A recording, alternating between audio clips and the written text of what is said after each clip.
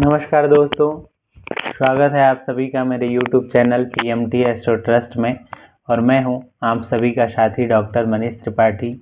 आज हितोपदेश भाग 3 लेकर आप सभी के सामने उपस्थित हुआ हूं, जिसमें राजा की चिंता उसके पुत्र को लेकर के है और वह अनेकों तरह के दृष्टांत देता है कि ऐसे 100 पुत्रों को लेकर के क्या होगा जो खाएं और सोए रहें। असली पुत्र तो वही है भैया जिसके एक होने से उसकी पिता की ख्याति हो जाए, ठीक है, उसके नाम से उसको पिता को जाने जाना लगे, ठीक है। जिनके बच्चे IAS PCS बन जाते हैं उनके नाम से उनके घर या परिवार चलने लगता है। तो ऐसे ही कह रहे हैं वो कि को धन्यो वो भी पुत्री कुशला पुराणाढ़ कई ही बरम में को कुलालंबी यत्र विश्रूयते पिता। और आगे क्या कहते हैं कि ऋण करता पिता शत्रु माता च व्यभिचारिणी भार्या रूपवती शत्रु पुत्र शत्रुर पंडित। करें पुत्र वह शत्रु है जो अपंडित है, मूर्ख है। जो मूर्ख है वह पुत्र शत्रु है। ऋण करता पिता शत्रु, ऋण करता पिता शत्रु है। व्यभिचारी यानी कदाचार करने वाली माता शत्रु है। और अत्यंत अगर सुंदर स्त्री है, पत्नी है आपकी, तो वो शत्रु है आपके लिए। और मूर्ख, ठीक है, मूर्ख पुत्र है वह शत्रु है। ये चारों शत्रु के समान है भैया।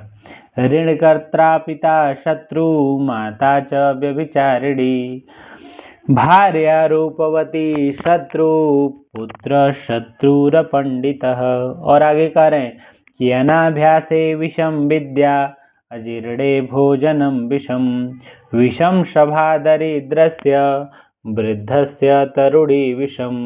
करें कि बिना अभ्यास करने से विद्या जो है विष के समान हो जाती है। अजीर्ण होने पर, मतलब खाना बहुत दिनों तक पेट में रह जाने पर वह विष के समान हो जाता है, ठीक है। और दरिद्री को सभा और बूढ़े को तरुण की स्त्री, तरुणी स्त्री अगर मिल जाए, मतलब नव युवती मिल जाए भैया, वह उसके लिए विष के समान है, ठीक है। आगे कह रहे हैं कि यस्य कस्य प्रसूतोपि गुणवान पूज्यते नरः धनुर्वेश विशुद्धोपि निर्गुणः किम करिष्यति। किसी से भी उत्पन्न हुआ हो किंतु गुणवान होने से प्रतिष्ठा पाता है, जैसे कि कर्ण, ठीक है। जैसे अच्छे बांस का बना हुआ धनुष गुण अर्थात डोरी के बिना क्या कर सकता है।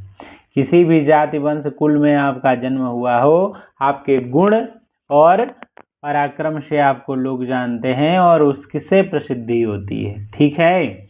इसके बाद करें कि तत्कथम इदानीं में ते मम पुत्रा गुणवंता क्रियंताम कि आहार निद्रा भय मैथुनञ्च सामान्येतत् पशुभिर्नराणां धर्मो हि तेषामधिको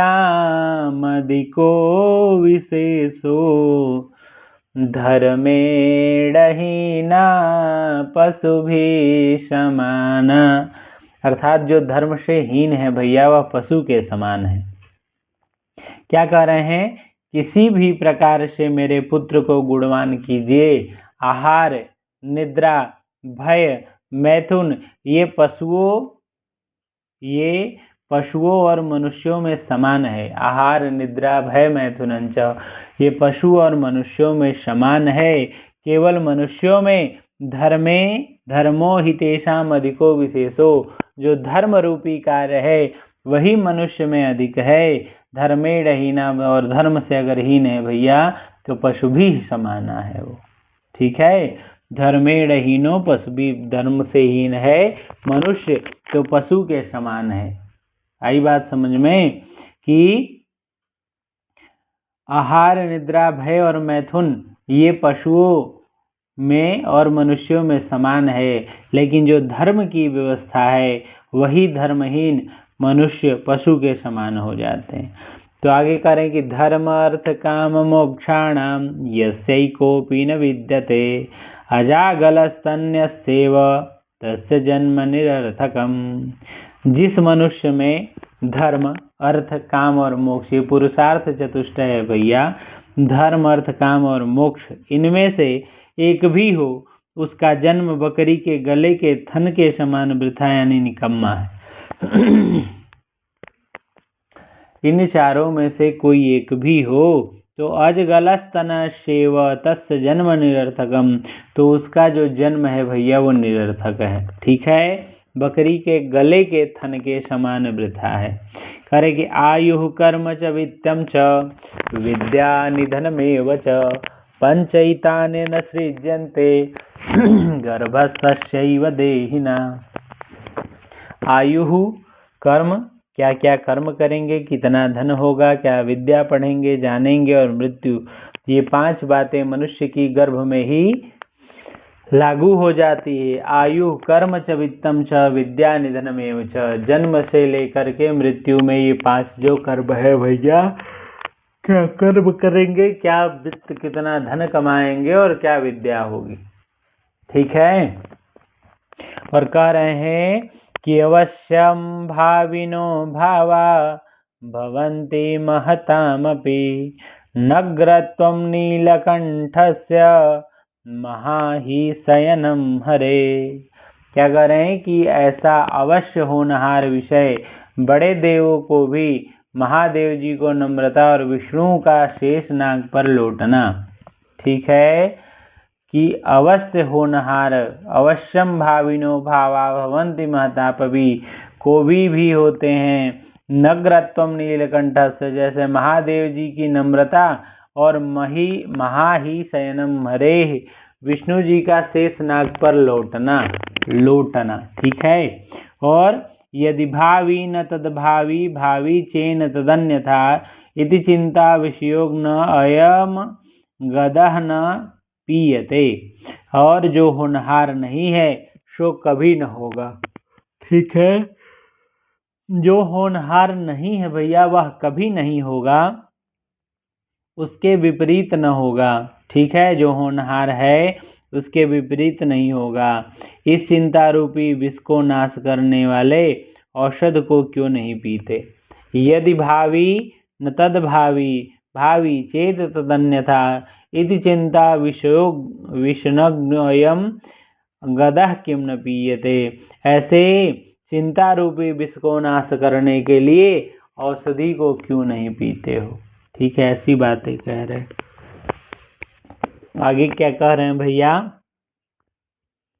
कि न दैवम अपि संचित्य त्यजेद उद्योगमात्मनः अनुद्योगेन कौस्तैलम तिलेभ्य प्राप्तुमर्हति। यह तो कितने ही कार्य करने में असमर्थों का आलस्य युक्त वचन है। भाग्य को विचार करके ही मनुष्य को अपना उद्योग कर नहीं छोड़ना चाहिए, क्योंकि बिना उद्योग के तिल में से तैल कौन निकाल सकता है। ठीक है, जिसमें कह रहे हैं कि न दैवम अपि संचित्य, यह तो कितने ही कार्य करने में असमर्थ या आलस्य युक्त वचन है कि भाग्य को विचार कर केवल दैव के ऊपर ही भरोसा रखकर मनुष्य को अपना उद्योग नहीं छोड़ना चाहिए, प्रयास करना चाहिए। उद्यमेन सिद्ध्यन्ति कार्याणि मनोरथैः न सुप्तस्य सिंहस्य प्रविशन्ति मुखे मृगा। तो उद्योग करने वाले पुरुष को भैया तिलों में तैल कौन निकाल सकता है, तो परिश्रमिक का फल मिलता ही मिलता है, ऐसा बोल रहे हैं। ठीक है, तो आज 30 श्लोक तक हो गया, फिर हम सभी भाग 4 में पढ़ेंगे। तब तक के लिए नमस्कार।